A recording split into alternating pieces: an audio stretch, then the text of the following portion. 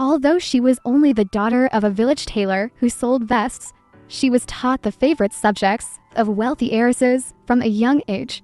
She learned to play the piano and study English. The reason for these opportunities was that, as a child, Yumi met a foreign military couple. When they came to her parents' shop to have clothes tailored, Yumi had the chance to meet the wife. The woman was amazed by Yumi's intelligence, so she often brought Yumi to her home and taught her some hobbies of the upper-class aristocracy. This wonderful encounter seemed like the stroke of luck that changed Yumi's life. But the officer's wife was a vain woman. Living in a remote village and career made her feel lonely, so to achieve an upper-class lifestyle, she began deceiving everyone around her by claiming she was an aristocrat and the biological sister of Princess Diana. This helped her attract attention and gain the respect of everyone. Not only that, but she also taught Yumi how to lie and deceive. She taught Yumi to always remain calm.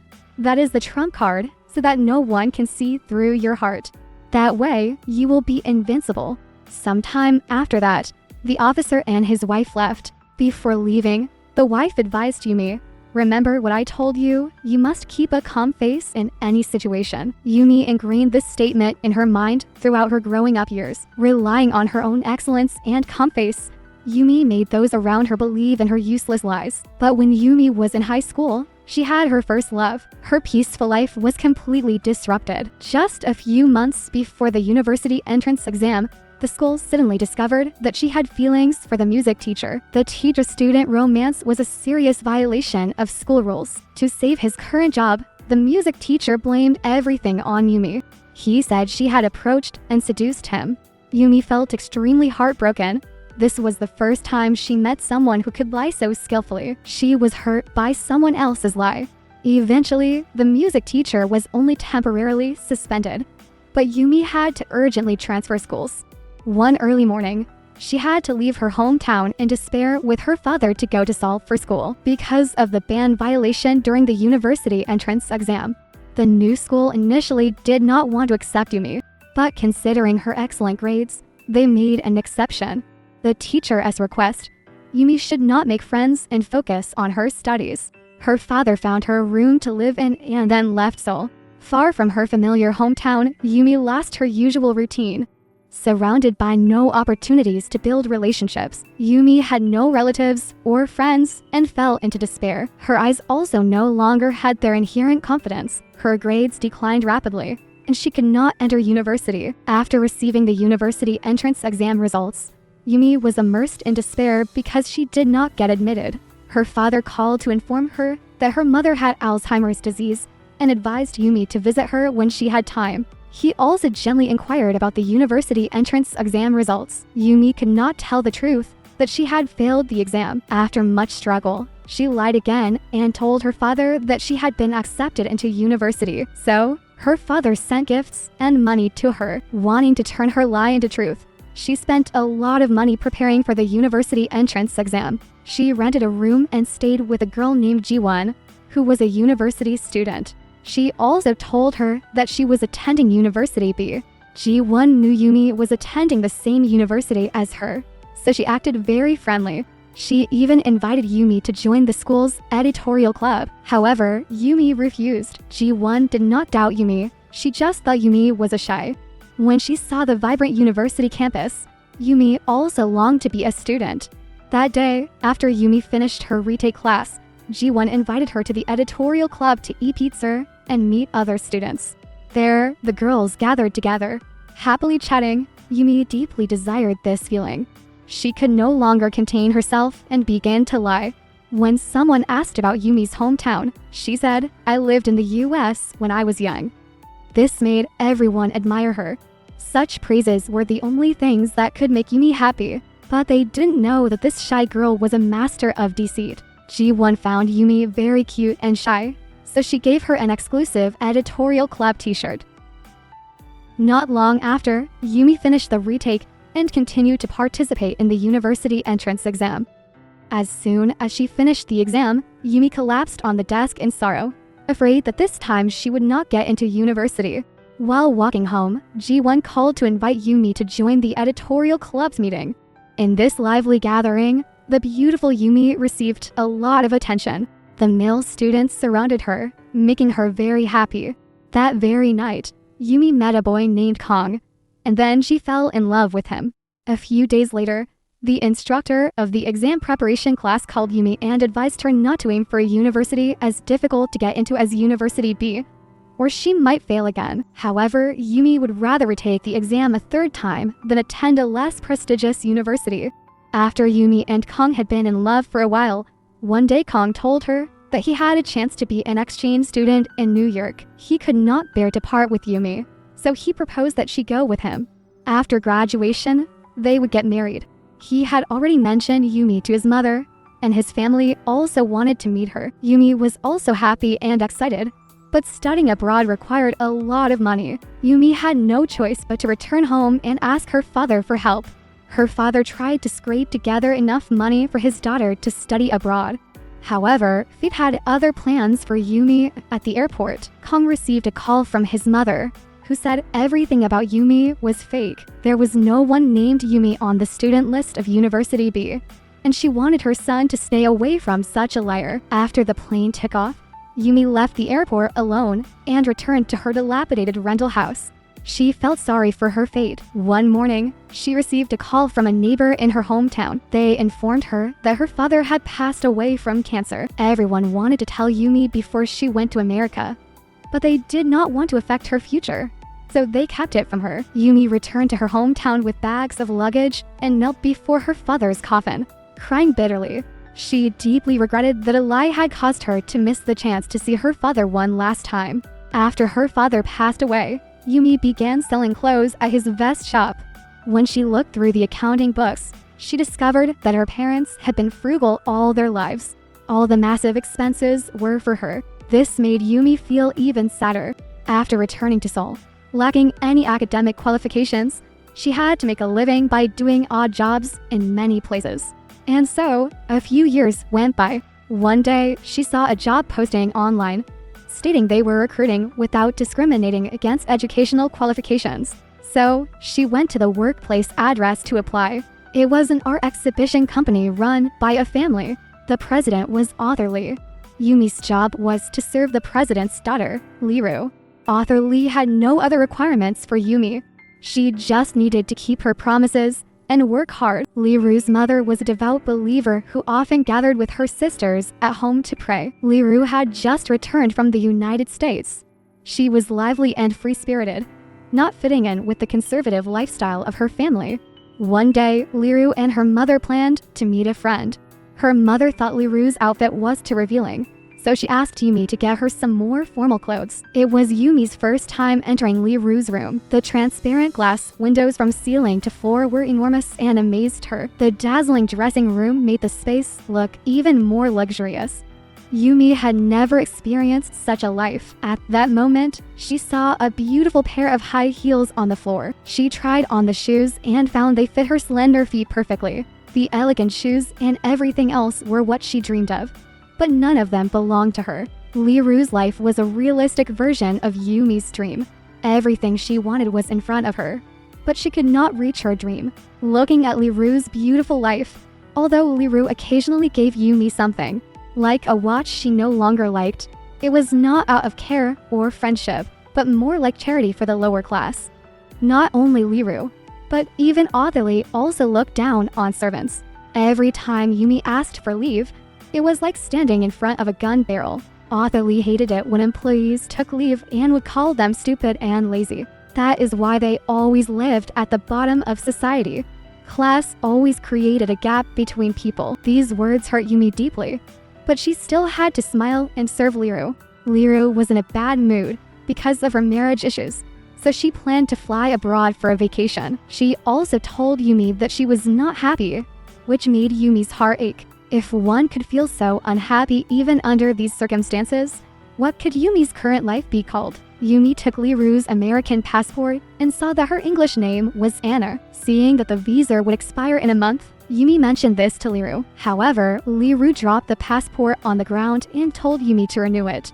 These trivial matters should not be mentioned to her. It only irritated her. Yumi picked up the passport and laughed emotionlessly. Inside her, a long-suppressed anger was burning.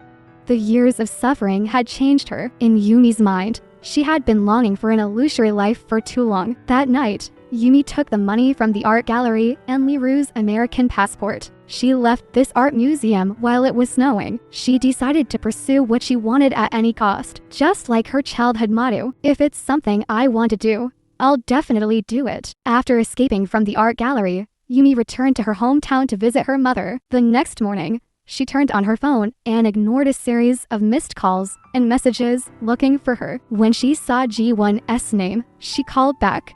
In Ji-won's eyes, Yumi's image hadn't collapsed yet, so she wanted to take advantage of Ji-won. As expected, Ji-won introduced Yumi to a good job, becoming a teacher at an art exam training center. When filling out the personal information form, Yumi opened Liru's passport, filled in all the details, and used Liru's English name, Anna. Before the interview, Yumi tried to style her hair like a wealthy lady, rented a set of designer clothes, and created a perfect facade for herself. With Ji-won's introduction, along with Liru's credentials, she quickly gained the trust of the art exam center's supervisor. She could start teaching right away. When returning the designer clothes to the store, Yumi used the watch Liru had given her to trade. The clerk told her that this brand had been involved in a counterfeit scandal in recent years, and the watch had become infamous in the industry, with no one wanting to use it. At that moment, Yumi understood why Liru gave it to her, because it was trash that Liru no longer used. This humiliation was something Yumi could never forget. She would never allow herself to be trampled on again. For her new job and to establish herself, Yumi applied to change her name to Anna. She went to various overseas study centers, using her status as a consultant to learn more about the industry.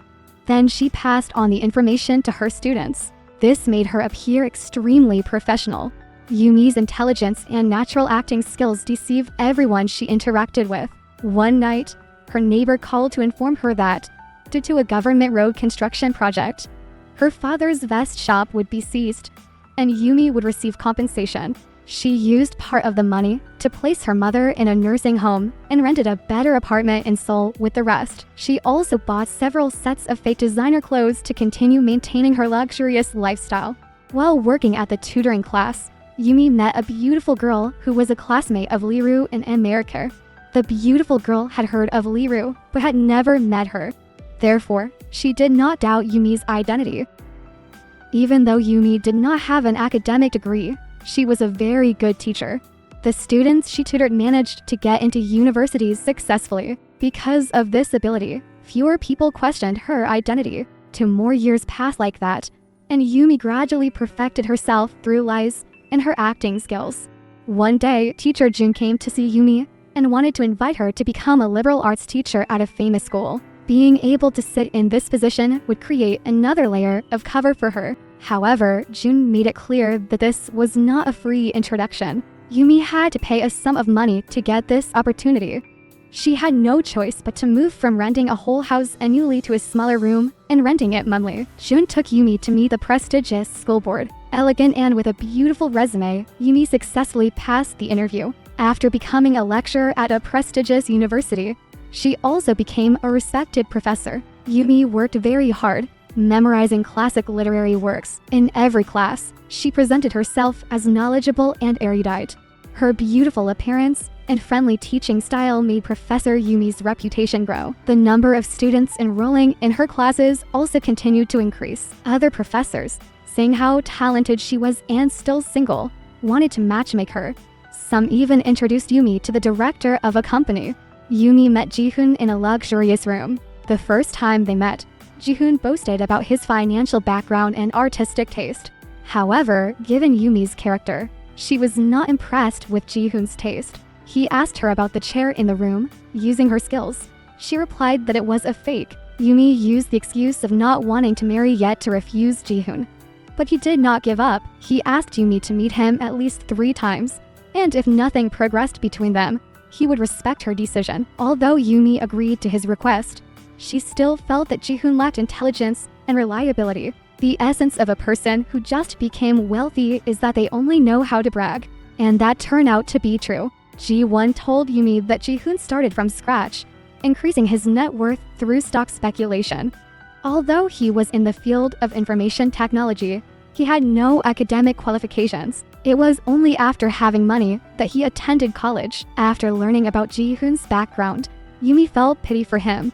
She wanted to see herself and Ji-hoon from a different perspective as people who were similar. Both were people without academic qualifications who gradually climbed up to the upper class. Thinking like that, Yumi suddenly felt that she could accept Ji-hoon. She began to treat him more kindly. After that, the two quickly started dating and soon entered the stage of discussing marriage. One day, Yumi visited her mother, who communicated in sign language that she had dreamed of Yumi crying a lot. It was as if she wanted to go somewhere far away. Yumi sadly looked at her mother. She would not be going to a faraway place, but getting married. Due to her fake identity, her parents could not attend Yumi's wedding. Even her parents were actors that Yumi hired. Soon after, Ji-hoon and Yumi held a grand wedding.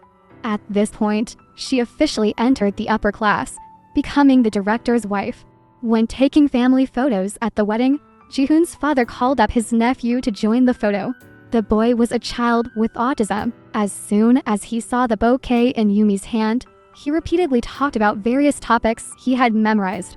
After getting married, Yumi became the most eye-catching decoration beside Ji-hoon. Starting from nothing, with no qualifications, he became the director of a large company and married a wife who graduated from a prestigious university. It is indeed a sense of pride, just like most other entrepreneurs.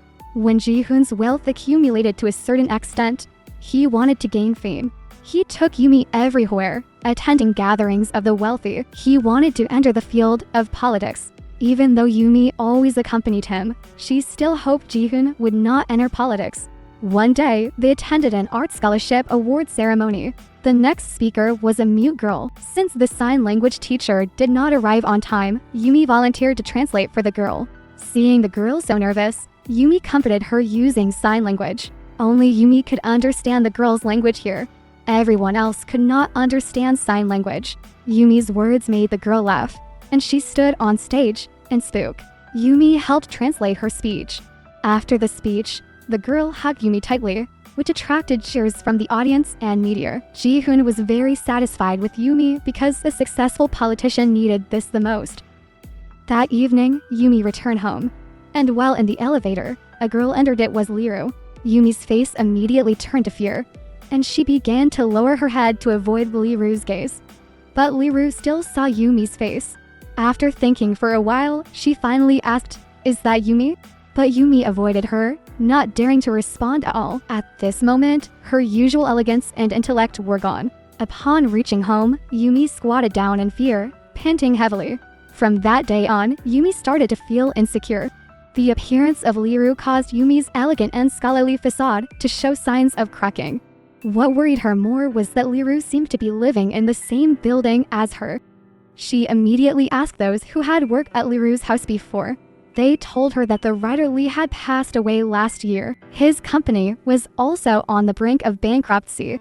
Due to her divorce, Liru recently returned to the country, intending to develop in the fashion industry. As for whether she would go abroad again, no one knew. This information intensified Yumi's sense of crisis. The next day, as soon as she got home, she persuaded Ji-hoon to move, because she wanted to live in a house with windows to connect with nature. But Ji-hoon's view of the house was that its value should reflect their status in the upper class. The current house met his desires, so, of course, Yumi's request was rejected. Feeling helpless, Yumi turned to Ji-won, who she was friendly with because they had lived together before. Ji-won was eager to work in the political department of the meteor.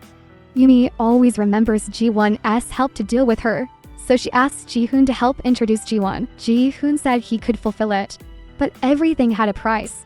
In return, he wanted Yumi to mingle with the wives of other legislators to build relationships. Although Yumi didn't like it, she had no choice but to agree. Even though Ji-hoon wanted to get into politics and always had an upright slogan, his private life showed his arrogant and domineering personality. He would ignore neighbors' complaints and use drills at night. He would also yell at the driver for being late by just a few minutes due to traffic caused by an accident. His mouth spouted moral teachings to his servants, just like Writer Lee in the past. This scene really made Yumi uncomfortable, as if recalling herself from the old days. One day, a former student whom Yumi tutored came to see her, bringing along American-style snacks that Yumi had once mentioned she loved. Yumi gently thanked the student, but inside, she felt conflicted because Ji-hoon refused to move houses. To avoid running into Liru, Yumi had to use the stairs every day, but once a crack appears in the protective shell, it only grows larger. As Yumi stepped out of the stairs that day, she saw Liru holding a letter from a university. She asked, "What's this about?" The school on the envelope was clearly the one Liru had attended. The English name Anna had also become Yumi's name in her professor's file. Under Liru's interrogation, Yumi had no choice but to recount the entire story. She knelt before Liru, pleading that she would stop if Liru gave her a little more time. But Liru had no intention of forgiving Yumi because Yumi had stolen her life and was even living it better than she was. This was the price Yumi had to pay for her deceit. Liru demanded that Yumi prepare 3 billion won by next month. But this condition was like asking her to rob a bank. Although Yumi was a director's wife, in reality, she was merely an ornament for Ji-hoon. But Liru did not care about that. She only cared about the outcome. Before leaving, she also instructed Yumi to continue using the stairs and not to loiter around in front of her. One evening, Ji-hoon drank with a group of politicians. After reaching the parking lot, he was drunk and lay in the car.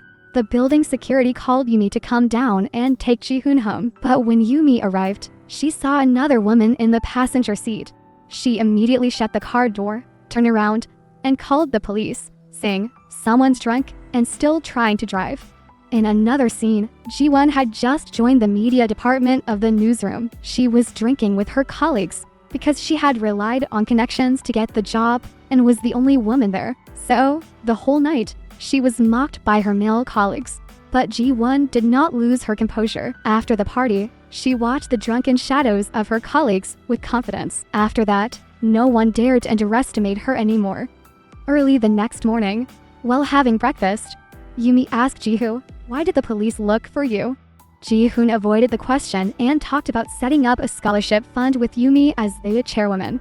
This meant that from now on, Yumi would frequently appear in the media. Instinctively, she refused. But Ji-hoon said that money and power had to be shown to the public to be meaningful, especially during elections.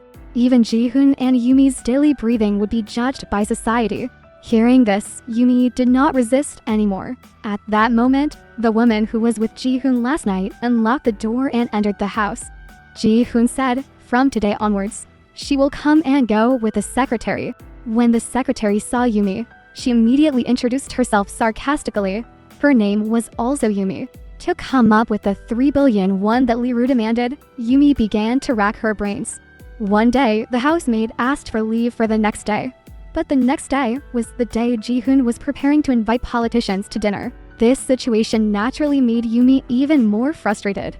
She had always been a gentle person, but suddenly shouted angrily. She could not help but utter words similar to what Ryder Lee and Ji-hoon had once said. Why do people from lower classes always cause more trouble for their employers?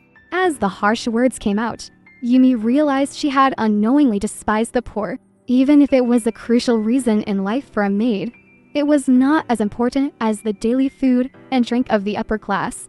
When Yumi lost her temper, the secretary quietly appeared without anyone noticing. Seeing her, Yumi gradually calmed down. In the end, Yumi agreed to the maid's leave request. The secretary came to pick up Yumi to attend a party together. On the way, she chatted with the secretary. Yumi asked, "It must be tough working beside Ji-hoon, right?" But as soon as the secretary spoke, she only uttered flattering words about the director. Yumi calmly replied, "It turns out everyone knows how to lie." Ji-hoon is a person she knows all too well. The car parked outside the restaurant, but the secretary did not rush to let Yumi out. She wanted to check if the guests had arrived. This action reminded Yumi of the old days when she served Liru, often helping her with errands, making sure all the guests were present. The secretary at this moment was a miniature version of Yumi from the past. Tonight is the dinner party for the politicians. Ji-hoon just made a bold declaration over the drinks table. Seconds later, the secretary received a call and quietly whispered to him. The joy on Ji-hoon's face gradually faded. Today, Ji-won and Kang met up. Previously, when Kang had just returned from the US, The two had made contact, but today, he was the one who took the initiative to reach out. There was something he felt he had to say to Ji-won. As soon as he sat down, Kang took out his phone. On it was a news article about Ji-hoon and Yumi. Kang asked, "Is this Yumi, his girlfriend from back then?" Ji-won nodded. She thought Kang still remembered his past relationship. But unexpectedly, Kang told a shocking story. Yumi had never been a university student. She had failed the college entrance exam 3 times. When they were dating, he found out Yumi was a fraud. Hearing this, Ji-won was momentarily stunned. She asked him, "Is this true?" She was very close to Yumi, so she couldn't believe she was deceiving everyone. But Kang had grounds to say so. Ji-won adhered to her journalistic principles, pursuing the truth. She started investigating Yumi's background information. First, she called the university she had attended to check how many students were accepted that year with the name Yumi. The results showed that while there were many students named Yumi, none graduated with a major in fine arts. Ji-won then checked the name Anna and still found no such person. She went to the landlord of the place where she rented a room while in college. She heard many things that shocked her. The landlord was very impressed with Yumi because she still owed 2 months' rent when she hastily left for America. She even left behind a mess that the landlord had to clean up. Later, the landlord personally went to Yumi's hometown to find her father to demand the rent. According to the landlord's description, Yumi's hometown was a rural town. Her parents ran a clothing shop, and the family's economic situation was average. Following Yumi's life path, Ji-won went to the art class where Yumi used to work. The person in charge recalled Yumi's work performance. Her tutoring skills were excellent, helping many students get accepted into prestigious schools. If there was anything strange, it would only be Yumi's poor English. Ji-won asked to see the personal information that Yumi had submitted when she applied for the job, as well as her academic certificates. At this time, Yumi was caught in the predicament of earning money. She truly couldn't do anything. One day in the parking lot, Yumi saw Liru talking on the phone and then walking away into the garage. Yumi pressed the gas, desperately wanting the person to disappear for good. But as she was about to crash into Liru, Yumi lost her nerve. Instead, she was mocked by Liru. To fulfill her agreement with Ji-hoon, Yumi began to meet with the wives of the politicians to build relationships. Like the wives of other politicians, she was merely a tool for her husband to gain more power. The so-called closer relationships were only to help convey various transactions. Ji-hoon, being new to the political scene, naturally attracted many people bringing gifts. But Yumi did not enjoy this type of social interaction. She maintained a cold attitude towards the woman who came bearing gifts, even when the person offered Yumi 100 million won. That evening, in the parking lot, Yumi unexpectedly met Liru again. She directly gave her 100 million won, saying that she had done her best. But Liru didn't care, throwing the money to the ground. She said that if Yumi didn't have the money, she should ask her husband. If Yumi didn't know how to ask, she could help. Even though Liru threatened her, Yumi found a glimmer of hope in that statement. After returning home, she started listing the wives of the politicians she needed to meet. If everyone could give her money, she could get the 3 billion. After that, Yumi then changes her approach to the wives of congressmen. She tried her best to show her friendly side so that the wives would be satisfied with her. Seeing the bags of money these women brought, Yumi's heart gradually began to feel more at ease. Ji-won's investigation has reached the period of Yumi's high school years. She went to Yumi's hometown. Upon getting out of the car, she luckily entered a snack shop owned by a neighbor who had taken care of Yumi's mother for many years. Hearing Ji-won talk about Yumi, the woman's expression was filled with pride. The neighbor and Yumi's mother always thought Yumi was still in America. Following this lead, Ji-won went to Yumi's high school and learned about her past while she studied there. Yumi's appearance and grades were both excellent, but she loved the feeling of being in the spotlight too much. In her final year of high school, she got entangled in a relationship with a young teacher, suffered a major blow, and was forced to transfer to Seoul. The teacher recalled several times when Yumi returned from Seoul and cried all night at her house. Early in the morning, she would catch the first bus back to Seoul. Yumi is a girl who grew up with compliments. Without them, she becomes insecure and weak. So the teacher was also curious about what kind of person Yumi had become now. At this moment, Ji-won received a call from the company. She was asked to spend the evening meeting Ji-hoon. Ji-won wanted to refuse, but when she heard that it was Ji-hoon who had referred her for the job, she hurried back to meet him. As soon as she sat down, Ji-hoon presented her with a gift. Inside was some exclusive information from a competitor. He wanted Ji-won to be grateful for his introduction, to become his warrior to eliminate his enemies in the media field. This would help him eliminate obstacles. It would also greatly benefit Ji-won's career, but Ji-won did not lose her composure. This made Ji-won feel humiliated. After all, her principle as a journalist was to seek the truth, not to make money. Ji-won immediately put down the documents, clearly intending to reject Ji-hoon. Seeing this, he did not get angry.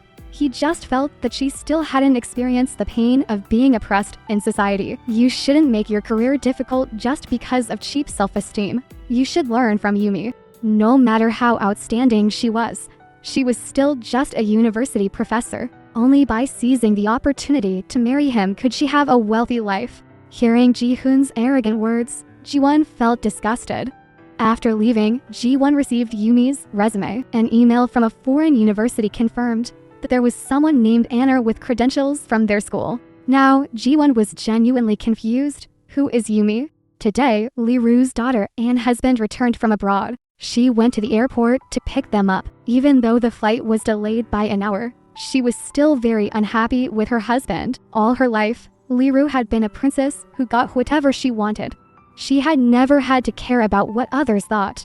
Her daughter was the only person truly important to her. Lee-ru and her husband were going through divorce procedures. As soon as she saw her daughter, she hugged her joyfully and left, leaving her mother and husband to carry the luggage. Her husband just wanted to finalize the divorce as quickly as possible. That way, he wouldn't have to see Lee-ru again. After her daughter returned to Seoul, she began buying many toys and clothes for her. She happily brought her daughter back home to play with her. In reality, Lee-ru's life after returning to her country was not smooth.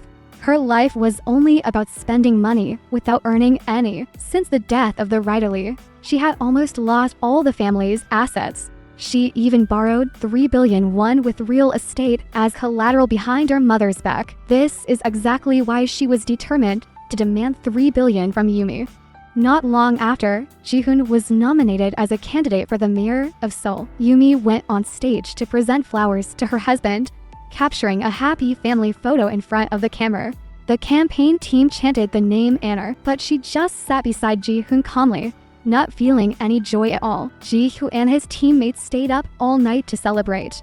Yumi couldn't stand it any longer, so she left early. After the secretary took her home, she hurried back to the party. Her biological clock must be in sync with Ji-hoon's. Entering the elevator, the tired secretary sat down on the floor. Yumi, at home, also didn't have the energy to shower. She lay straight on the ground and fell asleep. Whether in the upper class or among ordinary people, the name Yumi has always been a symbol of vanity. Beneath the bright exterior was always a miserable soul, trampled by money and power. The next day, Yumi woke up and continued to meet with many other ladies. The number of people giving her gifts kept increasing. Yumi only needed to chat a little and could easily collect a large amount of money. This made her question whether her life had changed. In the evening, Yumi went to a pharmacy to buy digestive medicine and saw on TV that a 30-year-old woman had died by carbon monoxide poisoning in her car. Yumi happened to pass by the place where the accident occurred and couldn't help but feel emotional. If she hadn't dreamed of a high-class life, she might not have embarked on this path. When she entered the apartment building, she no longer took the stairs, but pressed the elevator button instead. Yumi went home and watched the news about a 30-year-old woman who had gone to heaven by burning charcoal, and that person was none other than Lee-ru. She recalled the scene where Lee-ru blackmailed her before. Before leaving, Lee-ru had asked Yumi to keep taking the stairs and not to appear in front of her. Yumi concluded that Lee-ru couldn't have committed suicide. Ji-hoon returned home shortly after that. He questioned Yumi about why she hadn't attended his campaign that day. She said she was busy teaching. In campaign activities, I only need to sit there silently like a vase. Even if I am absent, it's not a big deal. Ji-hoon was not pleased with Yumi's attitude. He asked her to quit her job at the center. This made Yumi feel like she was just another employee under Ji-hoon's command. She said, "The last time you fired a driver, you said similar things." Seeing Yumi openly defying him and not being obedient like before, Yumi had no intention of listening to him. Seeing this, Ji-hoon sent his secretary to Yumi. But, in fact, he wanted to monitor her activities. The next day, Ji-hoon and his wife attended the foundation establishment event for the scholarship fund. Yumi had a successful speech on stage. This greatly increased Ji-hoon's media coverage. She received applause. Additionally, Ji-hoon had several other speeches expressing his political ideals. One passionate speech immediately ignited the audience. Finally, Ji-hoon even knelt to thank the people, showing his political determination to serve the country and its people. Besides cooperating with Ji-hoon and participating in numerous campaign activities, Yumi also had her own life. She enjoyed her teaching time at the center. That day, after teaching, Yumi suddenly received the news that Ji-hoon would continue to run for election, so she would have to temporarily stop teaching. As soon as Yumi heard this, she knew Ji-hoon was behind it. Finally, she reluctantly signed a temporary leave under the name Inner. The female secretary had completely worked with Yumi.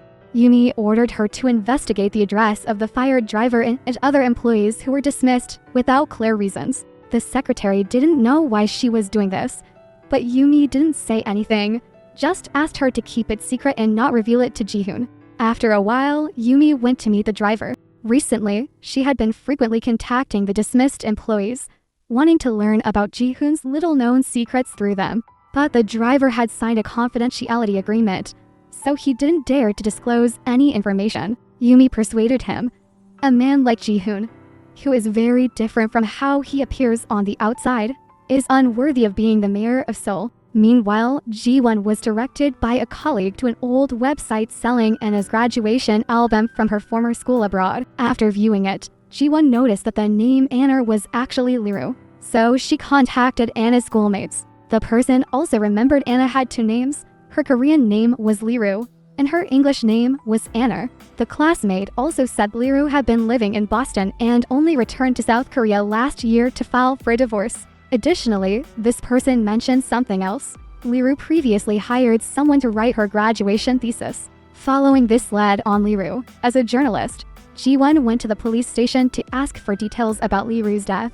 The police confirmed that Liru indeed committed suicide. She had trading debts, was about to get a divorce, had also been drinking for a long time, and frequently went to casinos. Moreover, Liru's mother mentioned that Liru had bipolar disorder. The next day was another beautiful day, and Yumi participated in a volunteer event. During the interview, she shined brightly in front of everyone. But after a busy day, Yumi sat helplessly in the car. She didn't want to return to that cold, empty house. The secretary handed over the tax files.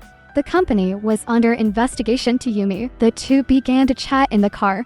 For the secretary, she could never understand the mindset of her employer. Yumi felt the same way. Feeling down, she borrowed a cigarette and lighter from the secretary and went home. Ji-won returned to the newsroom, observed everyone busy. Later, she found out that they had received hot news about Ji-hoon recently. He once had a wife and a child with autism. The boss took this headline and had everyone quickly write articles.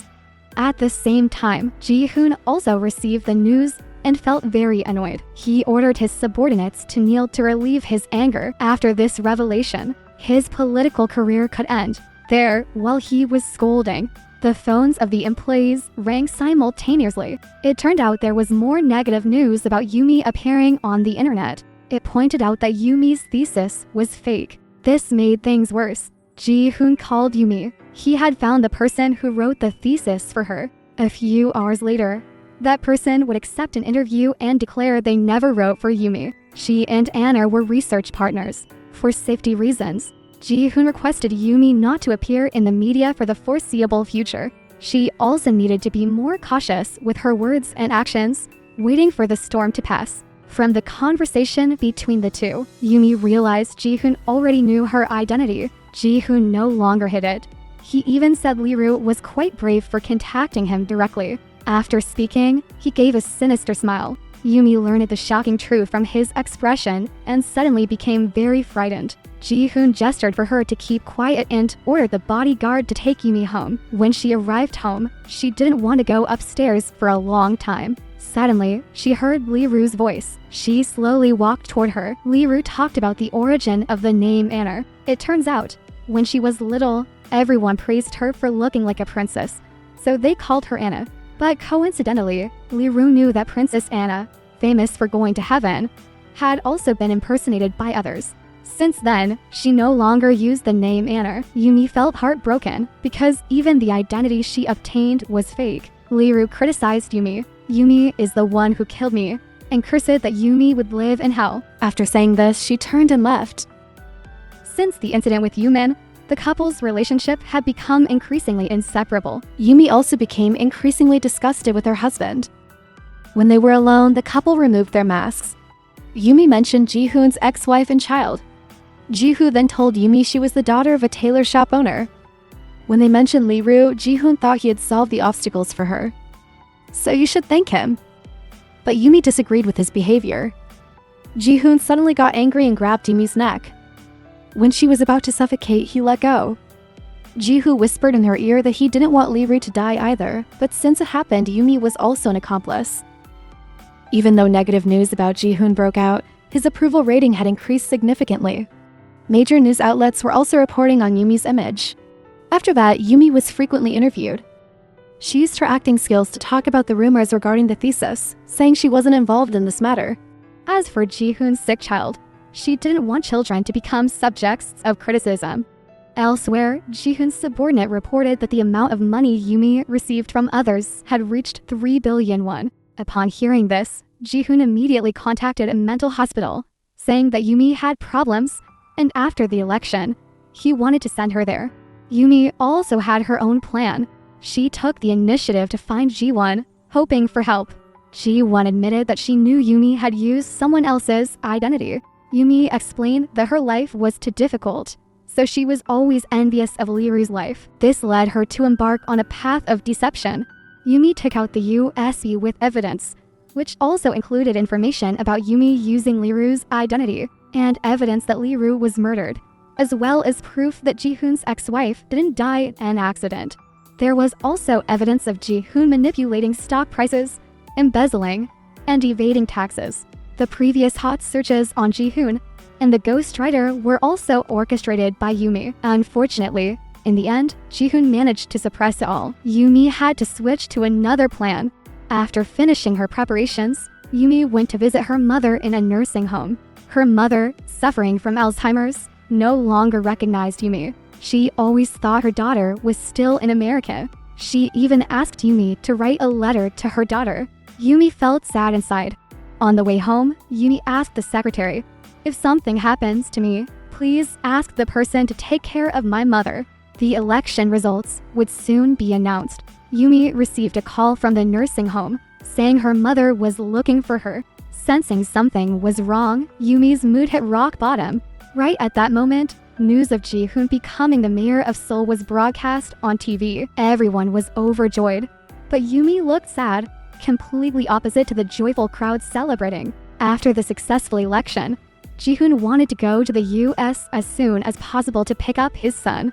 After Ji-won received a reminder message from Yumi, she contacted the prosecutor. Ji-hoon had just finished his campaign. He planned to go to the airport with Yumi immediately, but Yumi stopped him. She said her mother was seriously ill in a nursing home and wanted to go there. At this moment, Ji-hoon still joked and said, "Your mother is in America," which made her very scared. Ji-hoon didn't want to let her go at this crucial moment. Yumi had no choice but to board the plane to the US with Ji-hoon. On the plane, Yumi received news that her mother had passed away. She suddenly broke down emotionally, unable to hold back her tears.